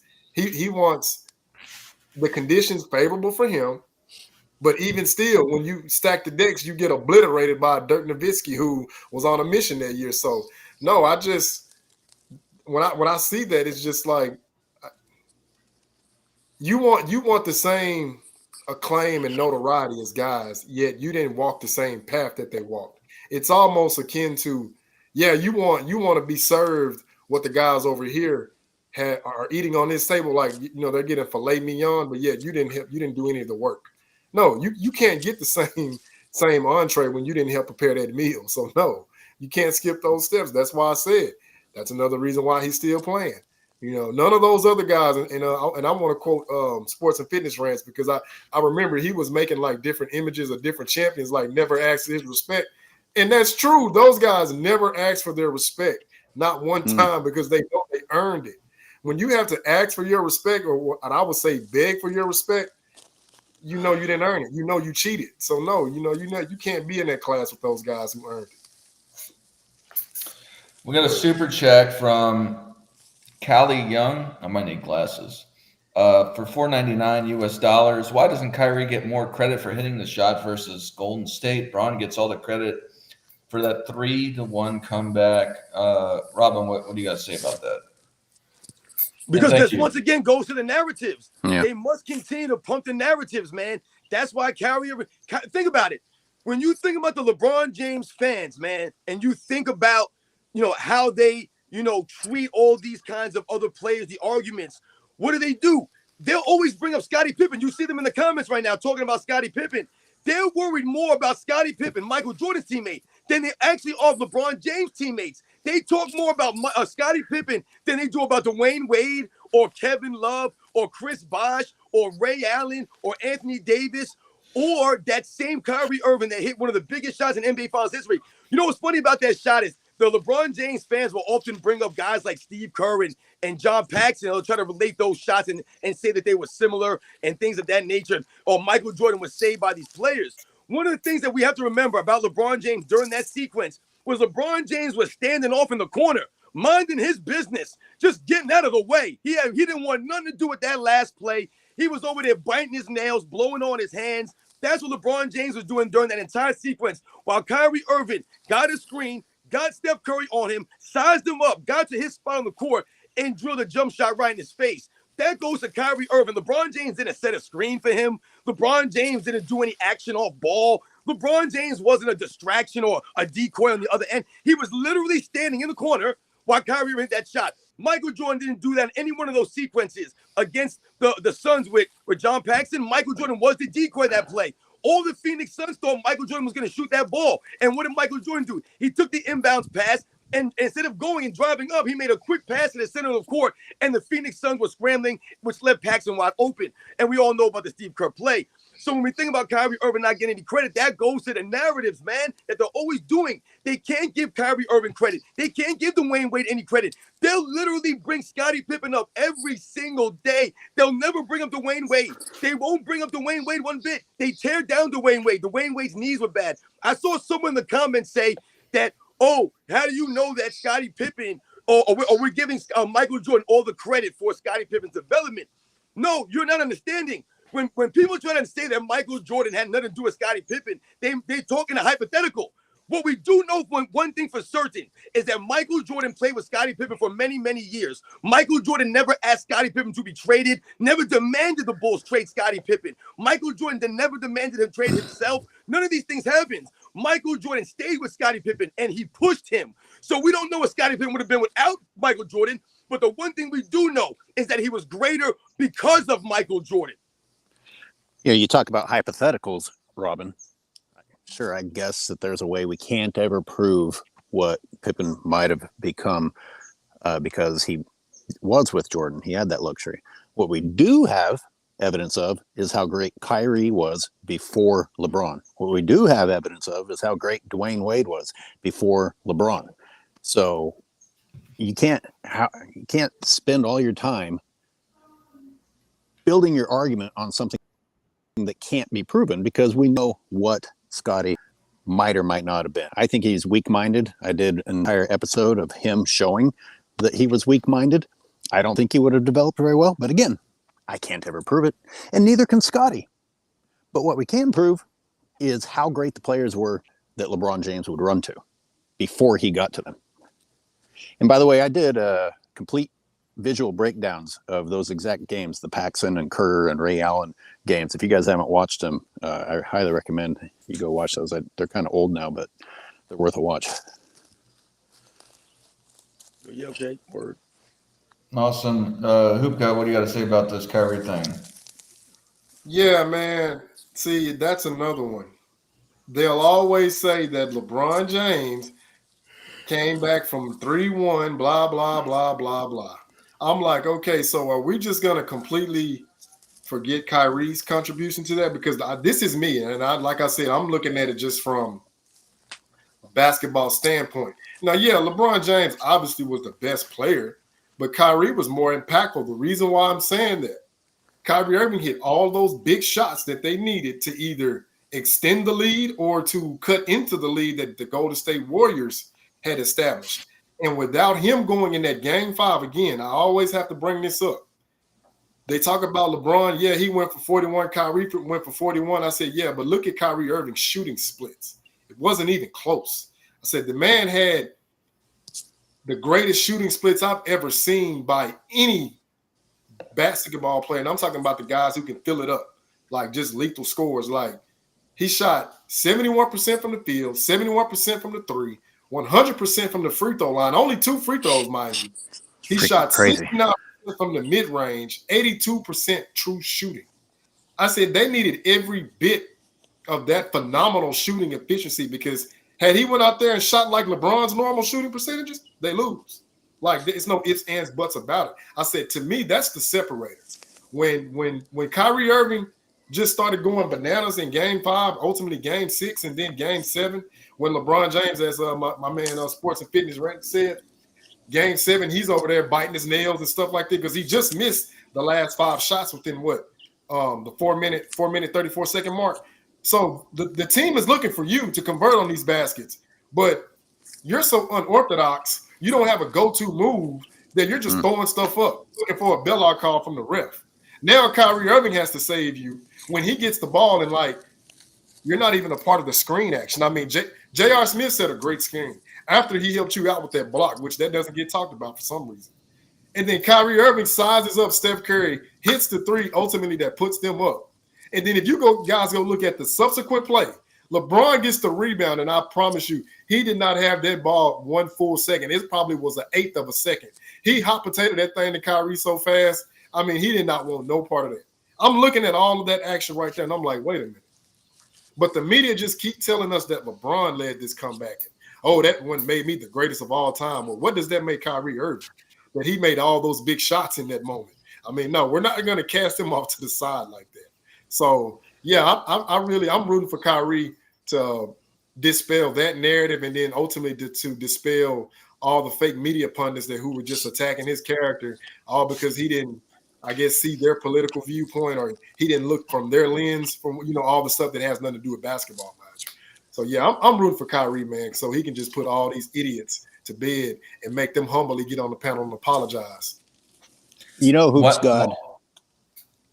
Just real fast, DOH. Yeah, I wanted to say why Kyrie doesn't get the credit is because LeBron James won that series by himself. That's all. What were you saying, AOH? Well, even now, while Kyrie is having this nice time in his career, most of the media is saying, well, why, the hard time that Kyrie had in his career, he brought on himself. And they're still focusing on, him deserving blame, while someone like LeBron James, who deserves scrutiny, they actually avoid scrutinizing him while saying he's the most scrutinized. But what I really want to talk about is one of the things that they say Kyrie did bad and brought on himself was wanting out of Cleveland. Well, no shit, he wanted out of Cleveland. Fucking work your ass off and save the other dude's ass. And at the end of the day, that guy, when he's standing there on the court, is thinking, man, that one right there made me the greatest of all time. He's not thinking of gratitude. He's not thinking of, man, I'm blessed to have a guy like Kyrie and these other teammates. He's fully focused on himself. The media followed suit, gave the credit to LeBron James. No fucking shit Kyrie wanted out of there. I would have wanted out of there. Yeah, I mean, he should have realized LeBron did it. So, but no, I think, yeah, absolutely, man. I from the outside looking in, I think I would not be able to stand LeBron James as a teammate. I think he would irk me. But again, I don't know him personally, but outside looking in, he seems like somebody I personally wouldn't like. I got a question for you all, though, because I was thinking about this topic. I'm not sure. This is for maybe next week's topic. I might end up doing this myself because I think it's kind of funny, and it's not specifically about basketball. It's about some basketball fans. I was thinking about doing a video on our LeBron James ageist cyberbullies. Is that something y'all want to join in? I'm going to do it either way if y'all aren't interested in it, but. What did you just say? That LeBron James fans are ageist cyberbullies. Cyberbullies. I mean, I think they try to be bullies, man, but they're not bullies, man. That's the thing about it. See, LeBron James fans are soft. That's the thing about them by nature. They're soft and feminine. So that doesn't really speak to you being a bully to me. You know what I'm saying? Who are they bullying? They're not bullying anybody, man. They're a bunch of idiots. They don't got no facts on their side, but I'm down for that. Hell yeah. Yeah, I'm with sports and fitness rants. Yeah, I've never considered them bullies. Like, to me, they're more of circus performers. If I had to give them they're a nuisance. That's why we're here, to stomp them out. Yeah. They're like roaches, man. You got to, you know what I'm saying? We got to turn the lights on these fools. Every time I see a LeBron fan trying to put forth a narrative, like, I just hear Ringling Brothers circus music playing in my head, and I'm like, wow, these guys are great circus minstrels. Yeah. I love it because they give me entertainment. Like, they legitimately think that they're, I guess, changing the standard, or they're altering society. Like, okay, let's do a poll. We do a poll, and Michael Jordan, like he clears it. And what I'm starting to see now here, and I will say this has been happening within the last 5 or 6 years. Like, Kobe Bryant is starting to make segues because I'm seeing more and more of his basketball videos coming out, and I'm like, wait a minute. How are you guys keep telling us this guy's the best, yet nobody's seeking him out to learn basketball? I wouldn't want my children, I wouldn't want anybody, any youth that I'm associated with, to watch him to get better at basketball. So I'm like, well, what exactly are we looking at? Like, I mean, like Sports and Fitness Rant said it, you spend millions on your body, but you spend pennies on your game. You can't teach nobody about the game of basketball. Anyway, Joe, would you be interested in that show, or? Yeah. I think they attempt to be bullies, but they don't have good, they don't have good arguments, so it falls flat, or at least to me it falls flat. But they are guilty of doing exactly what they claim other people are doing. They call people haters and things like that, or they say, oh, how dare you, when LeBron is a good family man or whatever. I'm like, okay, so you're immediately trying to not talk about basketball, and if you are white and don't like LeBron James, you're racist. If you're a black man and you criticize LeBron James, you're I guess betraying your brother, and you're not helping out your community, things like that. So, and it's all about trying to shit on other people. It's trying to say that criticizing LeBron James makes you a bad person. Having any opinion that isn't proper makes you or any opinion that tries to hold LeBron accountable makes you a mean person. So they attack people's character in order to win their basketball argument, while saying it's wrong to attack people's character. Yeah.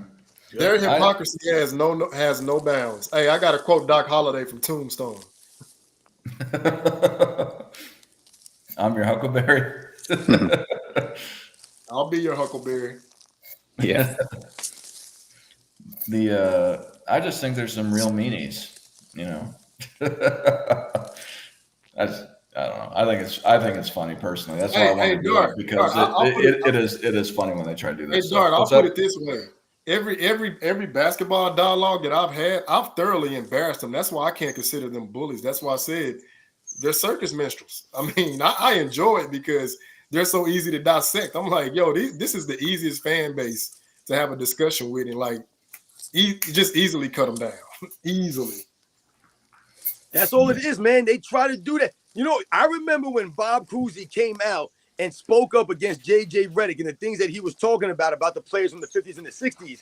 And when I heard what Bob Cousy had said, the first thing I immediately thought about was I thought that Bob Cousy was dead, man. I didn't even know that guy was around, because you never heard this man say anything. He never spoke up. He was just off somewhere enjoying his life, but he felt compelled to say something. That's what these guys attempt to do. It was the LeBron James fans. They're the ones that started with the tearing down of the past eras. They're the ones that started saying slow, unathletic white guys. I never heard that growing up. Never did I hear those kinds of things, man. And this is how we talk about players now, and we're talking about plumbers and taxi cab drivers. I don't remember hearing those things. This is what the LeBron James fan club did. They're the ones that continue to tear down the previous eras, man. Absolutely. Y'all have anything else you wanna say before we get out of here? I'm good. Good. All right. Well, I want to thank you all for coming. I want to thank the live chat, the super chats that came in from Pierre, Kali Young, and then Aiden Phoenix, I believe. For us, thank you very much. Thank you for joining and participating. Thank you for the call-ins from Jamal and Kevin. And thank you all on the panel for the dialogue. It was great, and I can't wait to show you guys my thumbnail for this, because I've been thinking about it for a little while. I think it's gonna be funny. For the tune in next week as we discuss our LeBron James fans' ageist cyberbullies, which I think we gave a little preview about what we actually think about that, but there's a lot more to talk on with that. Anyway, thank you all for coming. You all have any last words for the live chat or anything, or Hoop God?